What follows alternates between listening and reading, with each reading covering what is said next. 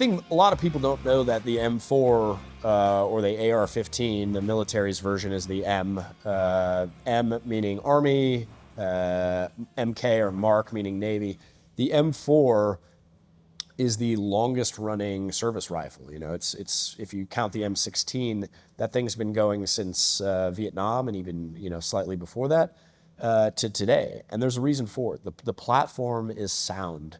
There are, you know, incredible innovations in it. Everything from the different munitions to the barrel length, the barrel strength, being able to fire 5.56 and 223, the optics that you get to carry, the accessory rails, the weight. You know, I have a couple competition rifles that are 5 pounds. You know, if maybe 4 if you didn't have optics on it. So it's an incredible platform. You can use it for sniping, right? I put a AR-10. I also have a 6.5 Creedmoor in AR type platform. So it's a very versatile gun. And the nicest thing is you can train a group of people on one platform. Depending on their specific job, you can change out the accessories and the attachments for the same platform. So I don't have to train somebody on a bolt action and a machine gun and an AR. I can train them on one, and it compensates for everything. Little known fact, AR does not stand for assault rifle, which is something that the media pushes out as propaganda.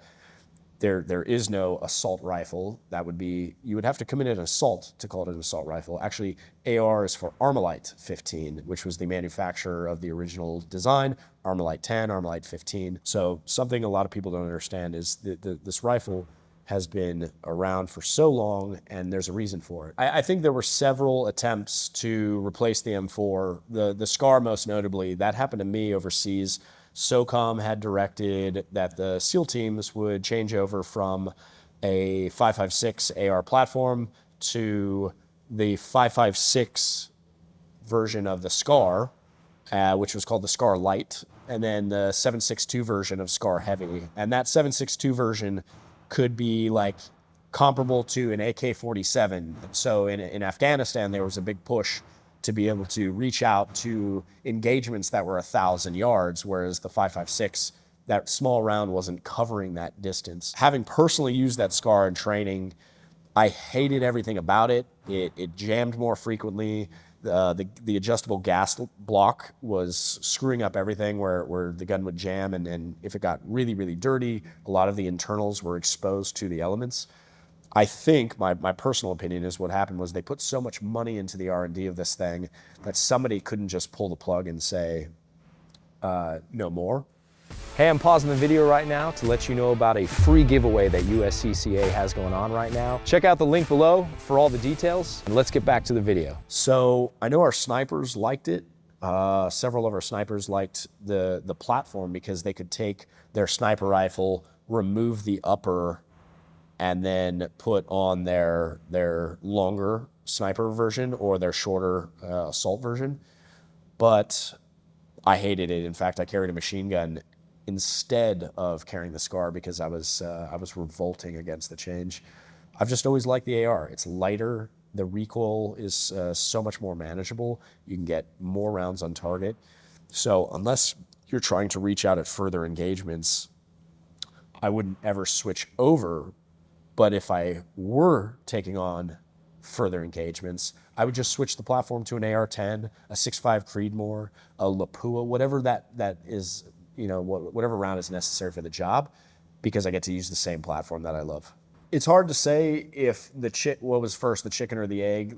Were the accessories what kept the M4, or was it the M4 staying that created more of the accessories?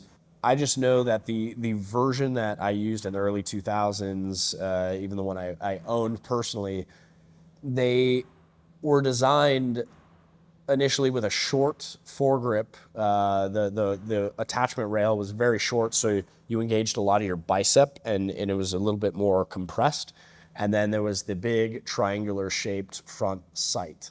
It's not that that was a bad design, it is what it is, but we found out later on that if you could push that forward rail, if you could push that rail forward, then you could grip further out and you could actually use your back muscle to pull it in. You could pull it in tighter and thus keeping it more stable as you shoot it faster. So over the years, they've been able to iterate on the same platform and just make it better and better, right? Like a Picatinny rail slowly turned into M-Lock. And what's the difference? Well, an M-Lock is just really smooth, so it actually feels good. The guns would get really, really hot when you would fire them. So like free floating barrels were coming around to become more accurate and to potentially cool off better.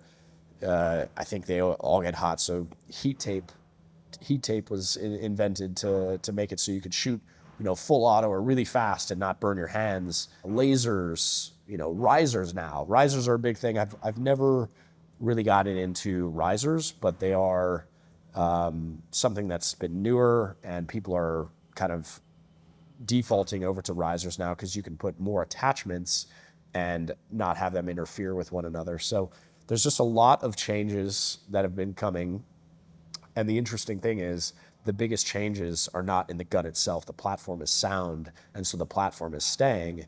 It's the accessories and the mods of the same platform. Bullpups, what's the difference in the design? Well, having the magazine back behind the handle, having the big buttstock here and the shorter front.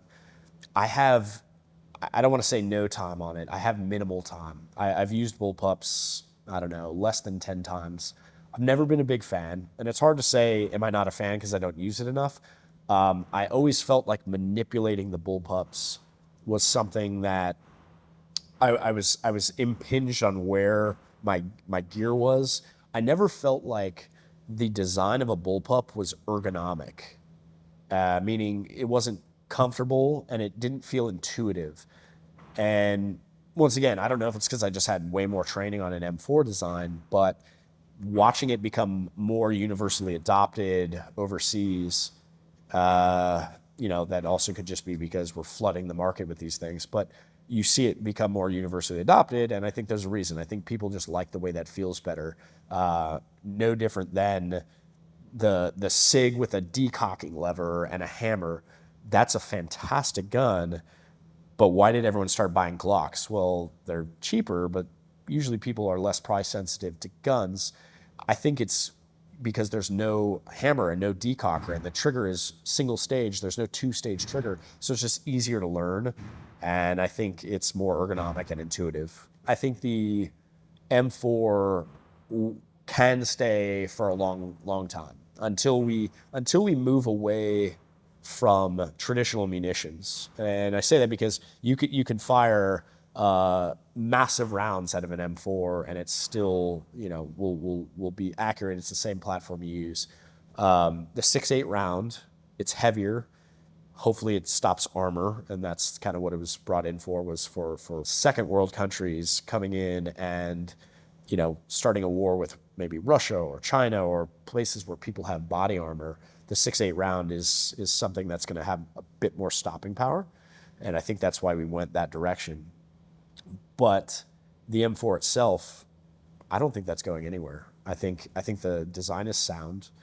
I think the only way the M4 will go away is if you change the game altogether, and now we're fighting with lasers or some other kind of munition that I can't think of at the moment. The real advances, I think, are going to come in munitions and then in alternative weapons, sound weapons, light weapons, things like that. So I think the message I have to anyone watching is, the guns change over time. We've been firing muskets, machine guns, shotguns.